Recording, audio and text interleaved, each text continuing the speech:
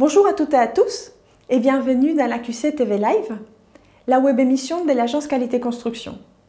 Je suis ravie de partager ce moment avec vous.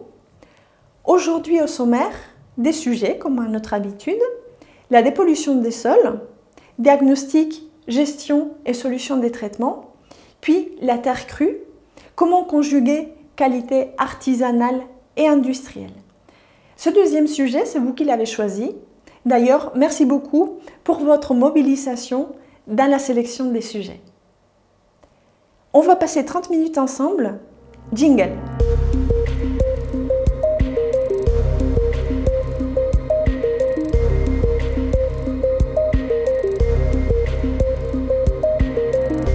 La loi Climat Résilience a pour objectif zéro artificialisation nette des sols en 2050.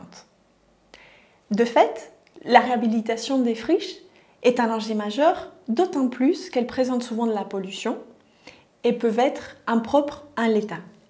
Pour défricher ces sujets de la dépollution des sols, nous avons le plaisir d'accueillir aujourd'hui Nicolas Fourage.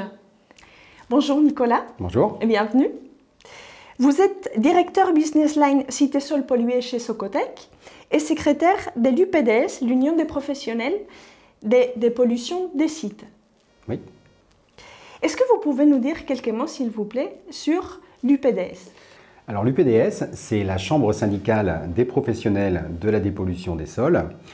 Ça représente, on va dire, une cinquantaine d'entreprises majeures du secteur de la dépollution des sols qui sont réunies en plusieurs commissions.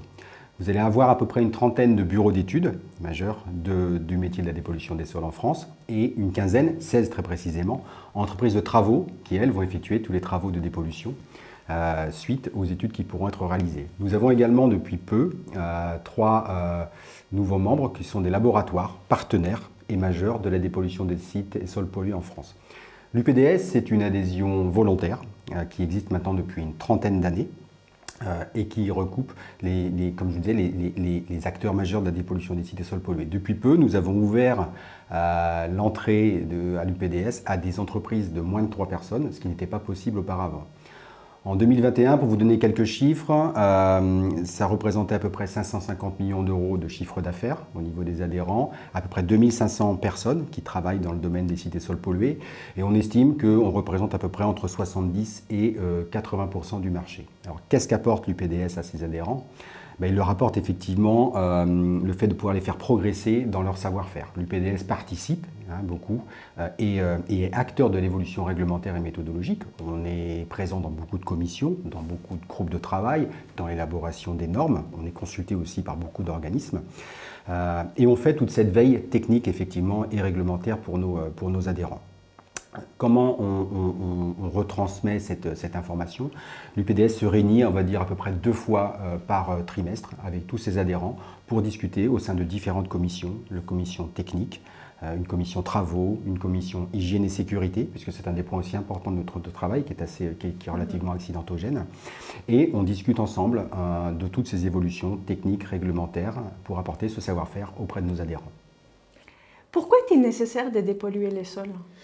Alors, il est très important de dépolluer les sols. L'idée de la dépollution, c'est effectivement de rendre un terrain qui soit compatible avec l'usage auquel il est destiné. On ne ramène pas forcément un terrain à un état zéro en termes de dépollution. L'idée, c'est vraiment de pouvoir tolérer un résiduel, d'amener ce terrain dans un état compatible avec l'usage auquel on le destine. Le but, c'est vraiment la santé publique. C'est vraiment de partir d'un état de pollution éventuelle et de travailler sur ce résiduel de pollution, pas forcément pour tout enlever, mais pour trouver des solutions, en tout cas, qui rendent ce terrain propre à l'usage auquel on le destine. Donc la santé publique est vraiment très importante pour nous. Et puis on a d'autres éléments aussi qui rentrent en compte, comme la biodiversité, les sols étant des éléments importants de la biodiversité. On peut aussi travailler dans des cas spécifiques sur des problématiques de pollution qui vont avoir des impacts sur le bâtiment, par exemple de l'agressivité sur des bétons. On a tout un tas de choses qui peuvent aussi rentrer en compte, et pas simplement la santé publique. Mais la santé publique, l'impact sanitaire est vraiment notre cheval de bataille. Très bien. Quelle est la stratégie nationale en matière de dépollution des sols? Alors en matière de dépollution du sol, ce que je vous dis globalement, c'est que on est dans une stratégie de gestion du risque. Il n'existe pas de seuil de dépollution. Certains pays peuvent se le permettre, ou l'ont fait en tout cas. On dit, voilà, en fonction de tel usage, il faudra respecter tel ou tel seuil.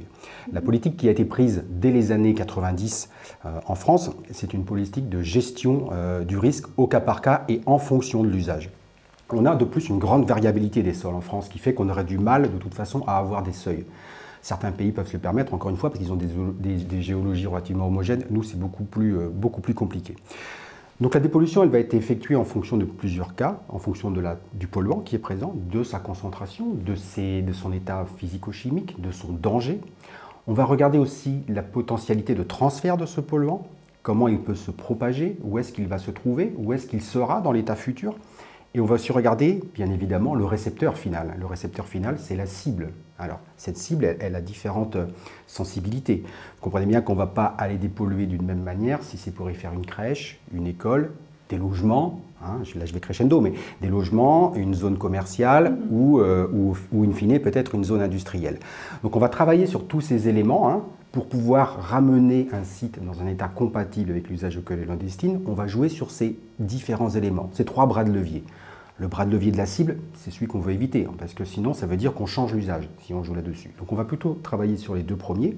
Le polluant, en diminuer la concentration au maximum, parce que je disais tout à l'heure, pas forcément la ramener à zéro, et puis jouer aussi sur le potentiel qu'a ce polluant à se transférer vers la cible. On peut des fois même bloquer complètement ce transfert. Des fois en faisant plutôt de la voirie ou du parking sur une zone qui va peut-être avoir des éléments transmétalliques, ce qu'on appelle plus communément les métaux lourds, on les isole, on les confine. Là, il n'y a plus de contact possible. On a bloqué le contact, donc certes, on a encore du polluant, mais il n'y a plus de risque parce qu'on n'aura pas de contact avec les populations sensibles. Voilà, donc tout ça, c'est une composition de plusieurs éléments qui fait qu'on va réussir effectivement à arriver à un état de compatibilité, d'où cette combinaison. Et il faut bien savoir qu'une pollution des sols, c'est pas forcément ne travailler que sur les sols. On va aussi avoir, par propagation indirecte ou directe, hein, d'ailleurs, une contamination de la nappe souterraine, de l'eau, l'utilisation de l'eau, mais aussi des problématiques de gaz, hein, qui vont se retrouver dans les sols et qui peuvent se retrouver par phénomène de diffusion, de convection, à se retrouver sous les bâtiments, dans les vides sanitaires et finalement à l'intérieur du bâtiment. Toutes ces composantes sont prises en compte dans le cadre du transfert vers les cibles finales. Donc c'est un travail d'expert. Très bien. Je vous propose maintenant d'aller visiter un chantier en Alsace et je remercie au passage nos collègues de l'AQC qui se mobilisent pour trouver pour chaque émission des chantiers intéressants.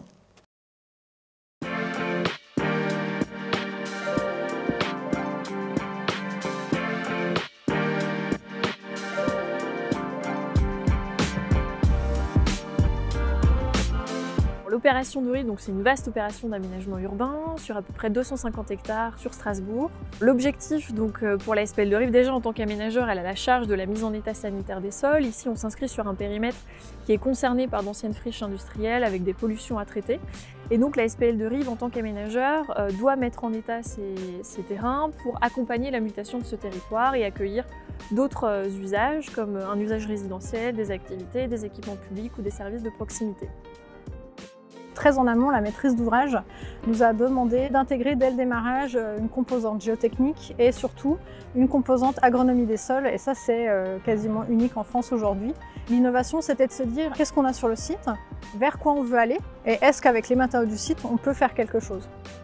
On avait un grand périmètre de projet, à savoir 74 hectares, et donc on avait la contrainte d'avoir des gros volumes de terre à traiter, et en même temps on avait les atouts d'avoir à la fois du foncier disponible, et dans le même temps on avait beaucoup de temps aussi, parce qu'on était au démarrage de l'opération, et donc on était au début des études préopérationnelles, ce qui nous permettait d'envisager de traiter directement sur site, de créer 3 plateformes de traitement in situ. Donc aujourd'hui on travaille à l'échelle du site sur 3 plateformes. Une de valorisation des sols au sens géotechnique du terme, donc là on fait du recyclage, c'est des choses qu'on voit très régulièrement sur les sites. On a une plateforme qui traite les terres polluées. L'originalité, c'est qu'on a une 3e plateforme qui, elle, valorise les matériaux fertiles. Donc au sein de la ZAC, aujourd'hui, on n'achète pas de terre végétale, on fabrique des terres végétales avec les matériaux qu'on a sous les pieds à l'heure actuelle. On va trier nos matériaux en fonction de leur qualité actuelle et du devenir qu'on veut leur donner. Les matériaux qui sont contaminés, qu'on souhaite mettre en conformité, vont d'abord aller sur la plateforme qu'on appelle MEX, donc mise en compatibilité sanitaire, sur lequel ils vont subir des traitements de dépollution. On a une technique principale qui est le traitement thermique, donc ça consiste en fait à chauffer les sols pour enlever toute la partie pollution la transformer en gaz et ensuite récupérer ces gaz. L'autre partie, c'est de pouvoir stabiliser les sols, donc en gros de les figer dans une matrice. Et puis ensuite, on a des techniques plus classiques qui pourraient être mises en œuvre aussi dans une deuxième partie, qui sont des techniques, on va dire, d'aération et de ventilation et d'aspiration des gaz. Donc ça, c'est les 3 grosses techniques actuellement en place ou à venir sur la ZAC des Durins.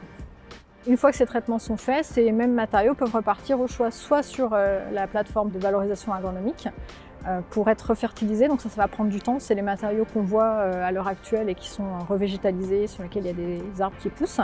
Et puis tout ce qui est matériaux, on va dire briques, pierres, les concassés, les bétons, eux vont sur la plateforme Tech sur laquelle ils vont être triés, recyclés et ensuite remis en œuvre au sein de la ZAC. Donc en gros aujourd'hui, tous les matériaux peuvent passer à travers les différentes plateformes, mais ils vont rester à terme sur la ZAC, ils ne ressortent pas de la ZAC.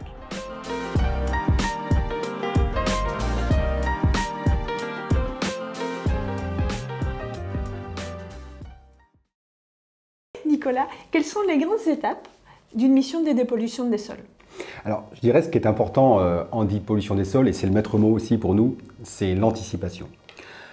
Plus on a de temps, plus on peut approfondir les choses. J'aime bien dire, et c'est souvent vrai, que 1 euro d'investi en études permet d'en faire gagner au moins 10 derrière. Donc les grandes étapes d'une mission de cité sol pollué, on va d'abord avoir une première étape lorsqu'on arrive sur un terrain, on va dire inconnu ou peu connu, une première étape d'investigation. C'est vraiment de l'enquête. C'est l'étape qu'on va appeler info dans le cadre de la certification. Ça va être des recherches historiques, ça va être des recherches auprès des différentes administrations, des préfectures, des DREAL, ça va être des recherches sur les process, sur les polluants qui ont été utilisés, ça va être des questionnaires, de l'enquête. C'est vraiment une phase d'investigation propre avec des ingénieurs spécialisés qui connaissent les différentes archives, qu'elles soient communales, qu'elles soient départementales, qu'elles soient nationales.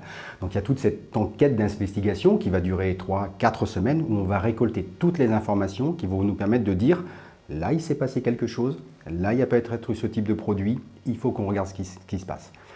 Il y a aussi une autre étape importante, c'est la vulnérabilité de l'environnement. Une pollution, elle n'est pas forcément née au droit du site. Elle peut venir d'un site voisin ou d'un site dans un certain périmètre, 300, 400, 500 mètres. Ça peut être des retombées atmosphériques, ça peut être une évolution de pollution qui flotte sur la nappe. On a déjà trouvé des pollutions à plus de 300 mètres du point d'origine. Et c'est compliqué parce que dépolluer un terrain lorsque vous ne dépolluez pas la source, c'est parfois compliqué. Donc cette première étape, elle va donner le départ à une deuxième, qui est la phase d'investigation. Là vont se faire les sondages sur les différentes matrices, sur le sol, sur l'eau souterraine ou sur les gaz des sols.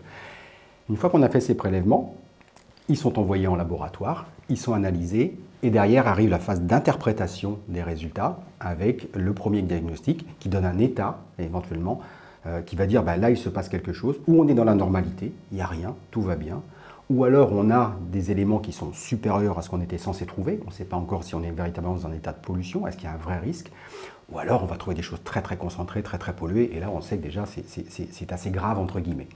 Deuxième étape, c'est le plan de gestion. Je vous disais tout à l'heure que c'est lui qui doit apporter toutes les solutions pour arriver dans un état de compatibilité avec l'usage auquel le terrain est destiné. Ce plan de gestion, il va faire quoi? Il va commencer d'abord à dire, est-ce que j'ai assez de données pour interpréter? Peut-être que c'est un processus assez itératif. Peut-être qu'il me manque quelques données. Je vais les compléter. Une fois que j'ai complété ces données, je vais faire l'évaluation quantitative des risques sanitaires. Quel est le risque sanitaire? À quel niveau je me situe? Si je suis dans un risque sanitaire acceptable, tout va bien, je n'ai pas grand-chose à faire. Peut-être enlever les sources de pollution concentrées, mais globalement, j'ai atteint mon objectif. Deuxième état, l'étude, elle dit « Ah non, sanitairement, ce n'est pas compatible ». À ce moment-là, il va falloir descendre les seuils ou essayer de bloquer les transferts pour arriver à un état de compatibilité. Ça, c'est toute la notion d'évaluation quantitative des risques sanitaires. Une fois qu'on a fait ça, il faut dire comment on le fait. Comment je descends ces seuils ou comment je bloque ce transfert. C'est ce qu'on appelle le bilan coût-avantage. On va étudier tout un tas de solutions, souvent 3, mais peut-être des fois 4, qui sont étudiées d'un point de vue économique et d'un point de vue technique principalement. On a d'autres composantes qui rentrent en jeu, mais les deux majeures sont ici.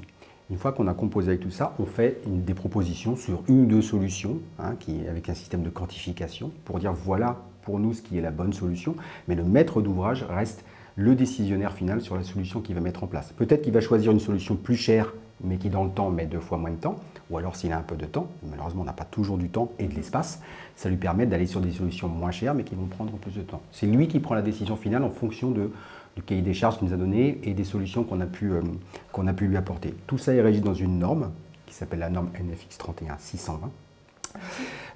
Et qui est effectivement une méthodologie assez complexe qui fait appel à un savoir-faire, à du matériel nécessaire aussi pour réaliser toutes ces investigations et à savoir travailler en sécurité.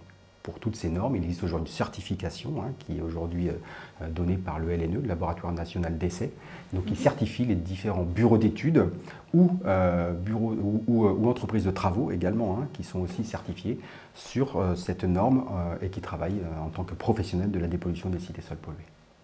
Merci beaucoup Nicolas Fourage pour votre présence. Merci à vous. Je rappelle que dans le numéro 191 de la revue Qualité Construction, un article était consacré à la dépollution des sols. Vous le trouverez en téléchargement gratuit sur notre site internet. Cela me permet aussi de faire la transition vers notre prochaine rubrique, qui est la mini-chronique de la revue Qualité Construction, avec aux commandes Christine Bambrilla, rédactrice en chef. Notre dernier numéro de la revue Qualité Construction vient de paraître. Au sommaire notamment, un article sur l'intégration architecturale d'équipements énergétiques dans les espaces et les sites protégés, un focus sur l'ITE finition enduit, les pathologies observées et les bonnes pratiques, un point sur les moyens déployés pour relancer le solaire thermique, et enfin, une présentation de la plateforme Aurélie qui aide les maîtres d'ouvrage à rédiger leur cahier des charges BIM. Nous vous proposons en lecture gratuite sur notre site l'article sur la démarche low-tech en rénovation, sur quoi se fonde-t-elle, quels sont ses principes et ses grands défis. Nous avons voulu en savoir plus à travers 4 chantiers de rénovation et le regard de ceux qui ont participé à ces opérations.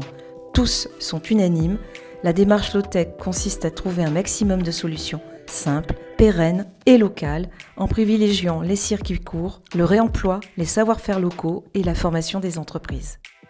Vous pouvez retrouver toutes nos offres d'abonnement à la revue sur notre site internet qualitéconstruction.com.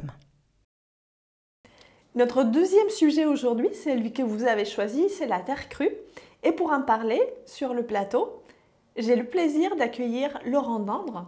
Bonjour et bienvenue Laurent. Bonjour Marie-Angèle, merci. Vous êtes référent technique national, matériaux biosourcés et géosourcés à la PAV. C'est ça, donc j'accompagne mes collègues CTC, contrôleurs techniques, dans le suivi de leurs opérations en matériaux biosourcés, géosourcés. Tout d'abord, qu'est-ce qu'est la construction en terre crue? Quelles sont les principales techniques et quels sont les ouvrages concernés? Alors la terre crue, on la retrouve depuis le néolithique. C'est le premier matériau avec lequel les hommes ont construit leur habitat. Et pourtant aujourd'hui, on parle de techniques innovantes. C'est les paradoxes de la langue française. On la retrouve sous plusieurs formes qui dépendent géographiquement un petit peu des cultures vernaculaires. Donc on a le pisé dans la région de Rhône-Alpes, le Dauphiné. On a de la brique de terre crue dans le sud-ouest. On a de la bauge dans le nord-ouest. On retrouve aussi du torchis dans les remplissages de colombage, que ce soit en Alsace ou en Normandie. Et des enduits en terre crue. Donc les cultures de mise en œuvre sont variées. Et pourtant, toutes sont des techniques non courantes. Justement, quelle est l'approche aujourd'hui des contrôleurs vis-à-vis de la construction en terre crue, notamment au regard de l'absence de référentiel en technique courante? Alors, je vais juste rappeler la mission du contrôleur technique. Il s'agit de faire de la prévention des aléas techniques sur la base de l'analyse de risque. Et donc, travailler en technique courante n'est pas une obligation réglementaire. Il y a des textes réglementaires. Travailler en technique courante n'en est pas un. Donc, c'est une problématique assurantielle et l'analyse de risque nous permet d'identifier le risque, de pousser nos interlocuteurs à trouver les bonnes réponses à ce risque, qu'elles soient sous forme de dispositions constructives, de justification par le calcul ou autre, ou par essai sur prototype. Enfin, elles sont variées, pour trouver les bonnes réponses et maîtriser le risque. Je vous propose maintenant de découvrir le projet de la coopérative Cycloterre à Séverin, en Seine-Saint-Denis. Il s'agit d'un projet dans lequel on utilise les terres d'excavation du Grand Paris pour construire des éléments en terre crue en filière courte. On regarde le process et la démarche.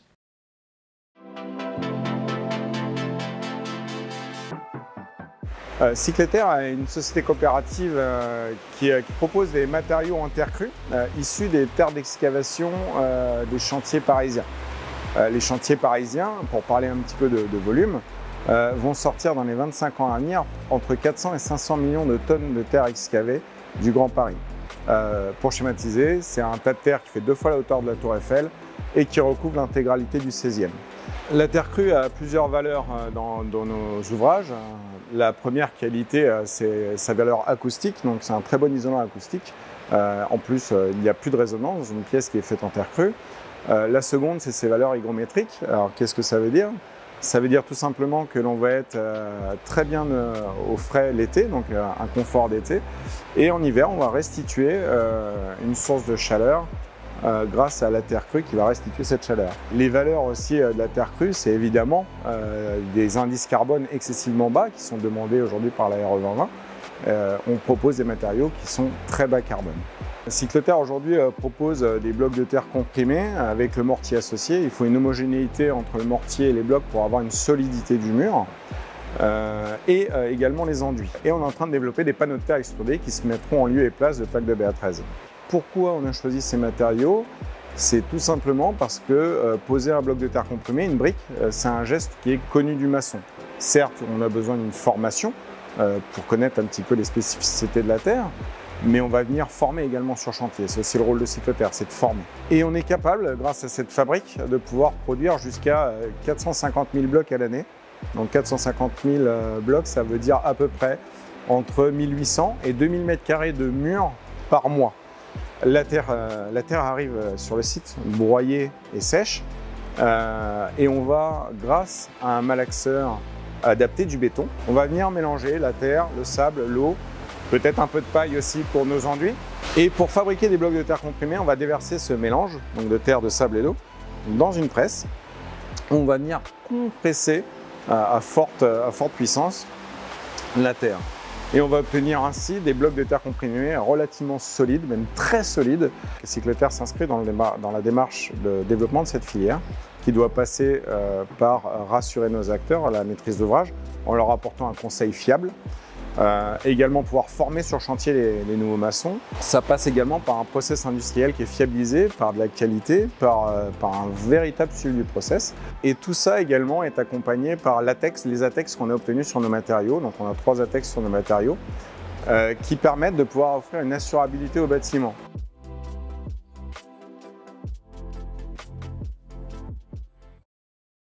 Laurent, existe-t-il des risques spécifiques à la construction en terre crue et quels sont les principaux points de vigilance de votre point de vue?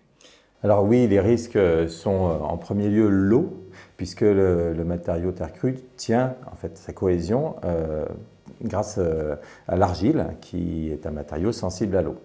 Donc l'eau qui, sous toutes ses formes, qu'elle tombe du ciel, qu'elle ruisselle sur la façade, qu'elle remonte les eaux telluriques et la fameuse vapeur d'eau qui va migrer à l'intérieur du mur, donc des questions qui se posent sur ces sujets. Le deuxième risque, c'est le feu, puisque bien que le matériau soit incombustible, il tient sa cohésion par les eaux interstitielles qui sont contenues dans les argiles, et lorsqu'on chauffe lors d'un incendie, le matériau peut perdre sa cohésion. Ensuite, on a la question de la réaction au feu, où le matériau terre peut être mélangé à de la fibre végétale souvent, donc on parle de terre-paille, de terre-chanvre, qui apporte un matériau organique qui va brûler et donc atténuer les performances de réaction au feu. Et enfin, le troisième grand risque qui concerne certaines régions de France, c'est le risque sismique, puisque le matériau est lourd. L'effort sismique, c'est l'accélération sismique fois la masse et donc des efforts importants avec le problème que le matériau travaille très bien en compression, on est de l'ordre de 2 MPa, parfois plus, mais assez mal en traction.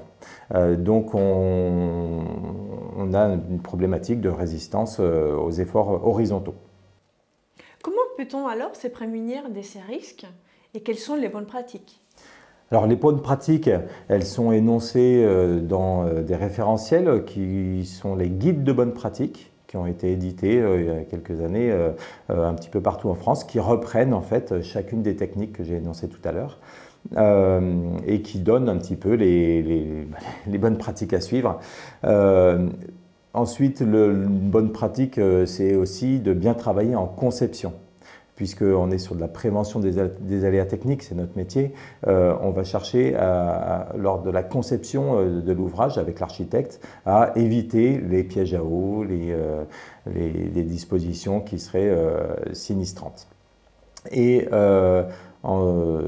pour la partie exécution, j'insiste sur la nécessité de formation.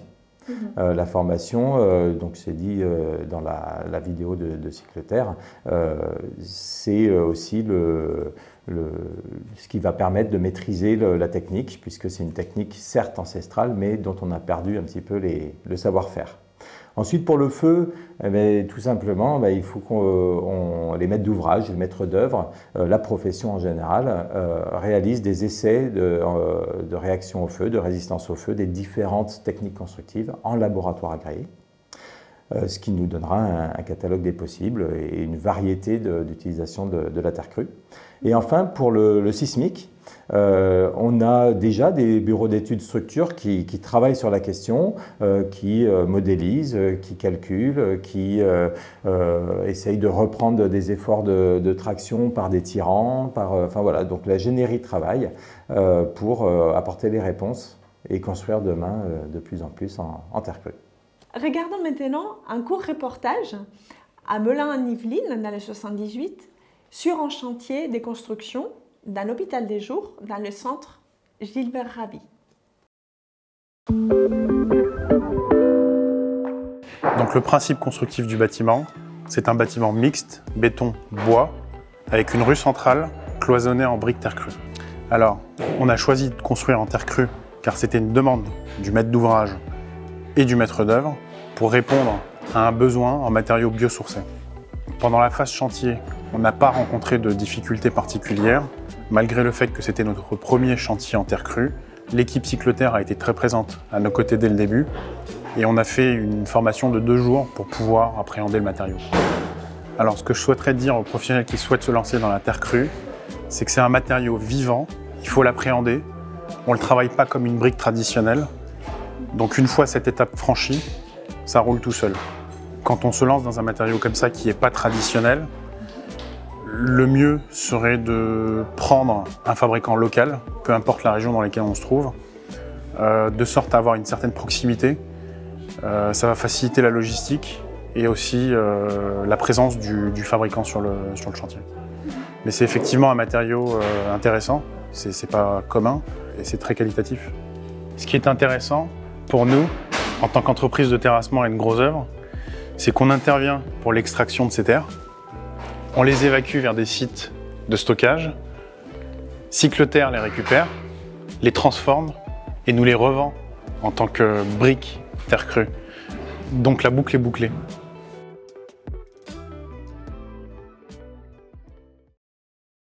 On a vu que la filière terre expérimente la production des BTC, des mortiers, d'enduits, etc.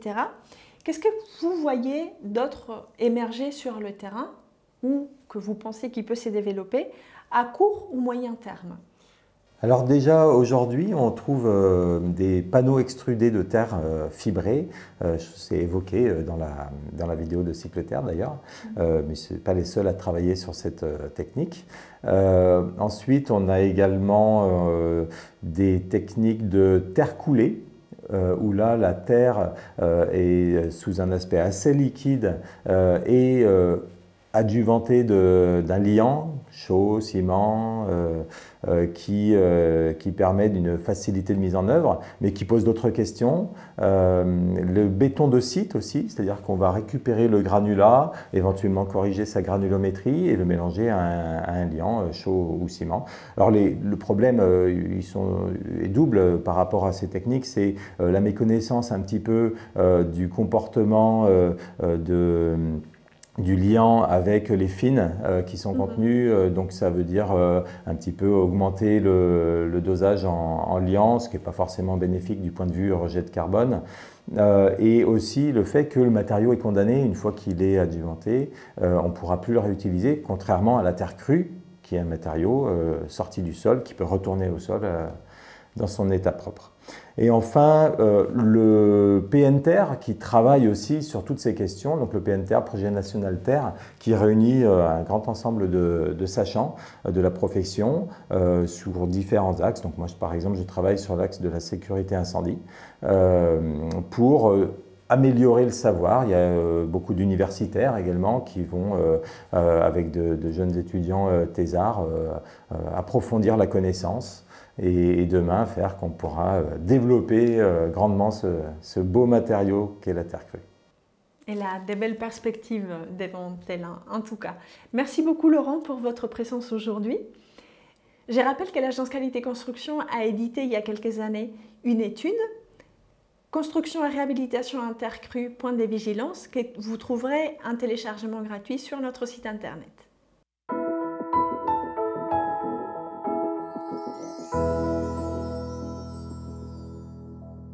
C'est notre dernière rubrique, la Minute Membre AQC, où nous vous présentons nos membres.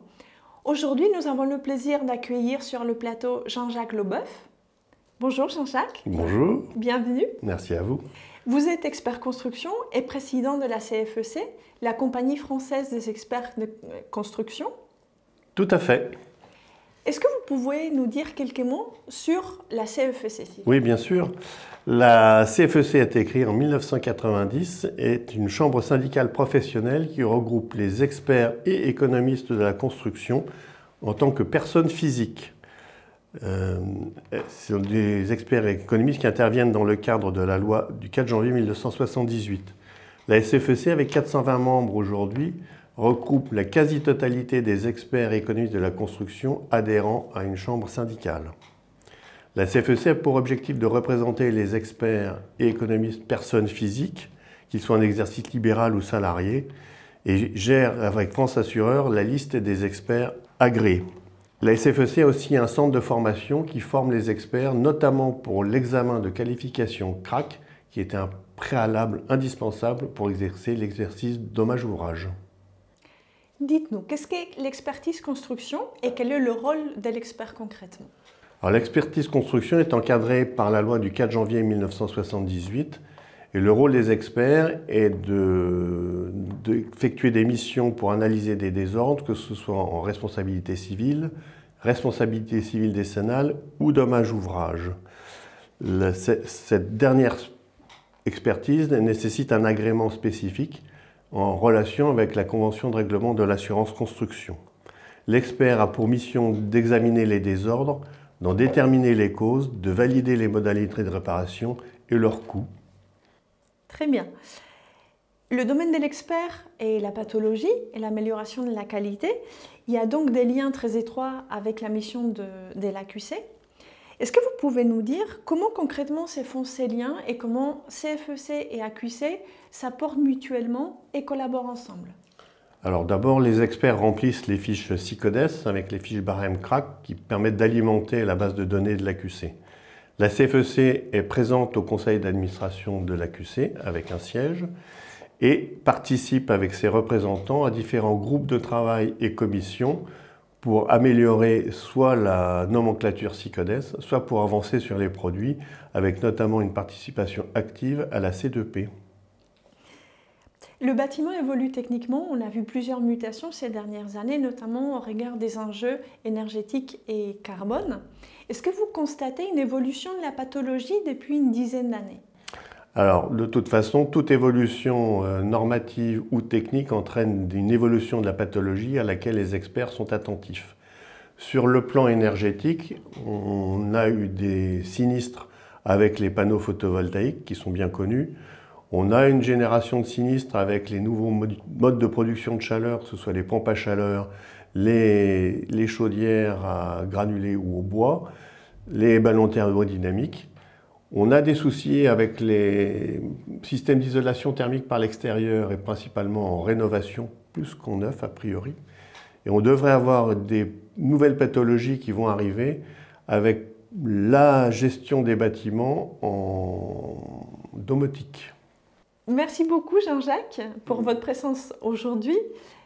Nul doute que l'AQC et la CFEC ont des bons jours devant eux pour travailler sur la qualité ensemble. Oui, tout à fait. L'évolution des techniques va entraîner une surveillance et nous participerons activement à vos côtés pour améliorer la qualité des travaux. Encore merci. Je vous en prie. Nous arrivons maintenant à la fin de cette émission que vous trouverez sur notre chaîne YouTube AQC TV. Vous trouverez les différents liens vers les rapports et les études dans la description de la vidéo. Sur la chaîne, vous trouverez nos précédentes émissions ainsi que les replays que vous pourrez diffuser autour de vous. Je remercie tous ceux qui ont œuvré à l'émission d'aujourd'hui, Nawel Kageou, Eve Hang, Richard Audibert, Mathias Giuliani, Gaël Darchen et Bertrand Chauvet. Je vous remercie de nous avoir suivis, de votre fidélité. Nous vous souhaitons des très belles vacances d'été et vous donnons rendez-vous le 14 octobre pour une prochaine émission.